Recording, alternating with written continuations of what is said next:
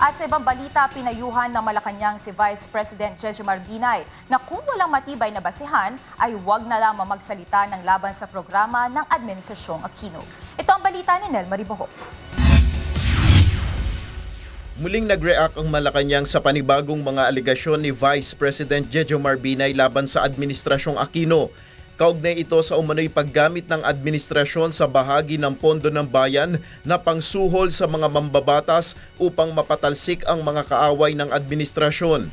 Pinayuhan ni Presidential Communications Secretary Herminio Coloma Jr. si VP Binay na sana'y pag-aralan munang mabuti ang mga issue bago magsalita sa publiko.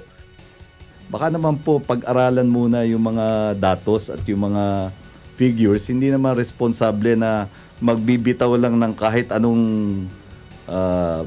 numero at magpaparatang na hindi sapat na pinag-aralan. Ayon kay VP Binay, tinitipid ng pamahalaan ang ginagastos sa programang pangkalusugan dahil tumututok lang ang administrasyon sa Conditional Cash Transfer Program.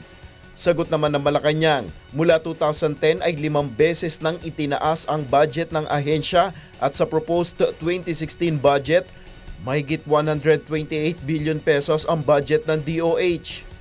Makikita natin na klaro naman doon sa mga datos na ipinahayag ko na taon-taon ay lumalaki yung budget ng DOH.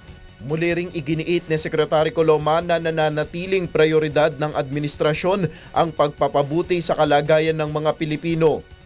Sa lahat ng pagkakataon, tumatalima si Pangulong Aquino sa prinsipyo ng matuwid na daan. Ang paggugol sa pondo ng bayan ay hayag at bukas sa mga mamamayan. Nel Maribohok, UNTV News Worldwide.